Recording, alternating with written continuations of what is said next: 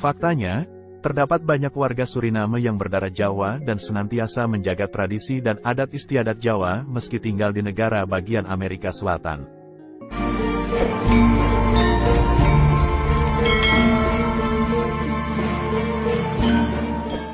Ingatkan kalian dengan almarhum Didi Kempot, penyanyi yang selalu setia membawakan lagu-lagu Jawa dan berjuluk The Godfather of Broken Heart. Ini ternyata tidak hanya terkenal di Indonesia saja.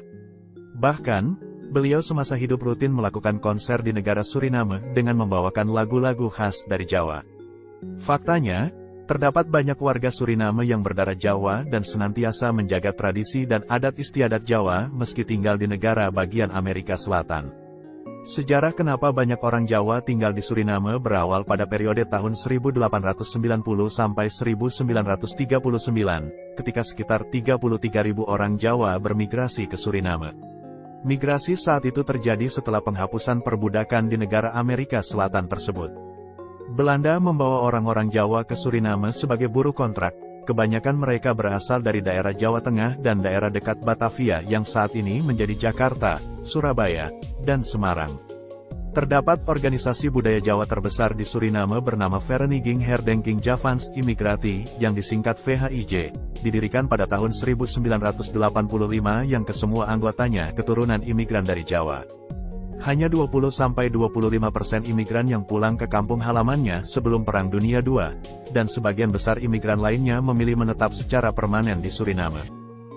Bahasa Jawa di Suriname juga sangat terjaga kelestariannya, karena warga setempat biasa berbahasa Jawa atau Jawa Suriname dalam keseharian. Wong Jawa dudu? Wong Jawa ya. Dudu kowe. Iya, kok iso ngomong Jawa piye? Om Dat ini aku ngomong karo kowe lho. Yo, Nang kono nang Jawa pirang-pirang. Heeh. Terus wong Jawa pirang-pirang nang kono kancaku sing barang. Oh. Terus aku Hanya sedikit perbedaan dengan bahasa Jawa di Indonesia dalam kosakata dan tata bahasa, dikarenakan bahasa Jawa Suriname terbentuk dari seranan Tongo, yaitu bahasa pergaulan yang bercampur dengan bahasa Belanda dan Spanyol pada zaman kolonialisme. Selain di Suriname, komunitas orang Jawa juga terdapat di negara Kaledonia Baru. Mereka datang pertama kali pada tahun 1896. Nama New Caledonia atau Kaledonia Baru mungkin terdengar sedikit asing di telinga kita. Di dalam peta dunia Kaledonia Baru disebut juga dengan nama French Polynesia. Wilayah ini mulai dikuasai Prancis pada tahun 1854. Saat itu Napoleon III mendirikan koloni hukuman dengan mengirimkan narapidana politik ke Kaledonia Baru. Kepulauan Kaledonia terletak di Pasifik bagian selatan, dan hingga saat ini kepulauan tersebut berada di bawah pemerintahan negara Prancis.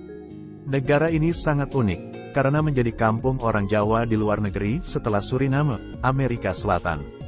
Sejarah keberadaan orang Jawa di Kaledonia Baru berawal saat pemerintah Prancis kekurangan tenaga pekerja di perkebunan kopi dan tambang nikel. Oleh Belanda, pada tahun 1896 dikirimlah 170 orang Jawa ke Numea, ibu kota Kaledonia Baru. Dari para pekerja imigran inilah suku Jawa di sana, yang akhirnya menetap di Kaledonia Baru dan menjadikan tradisi suku Jawa bertahan.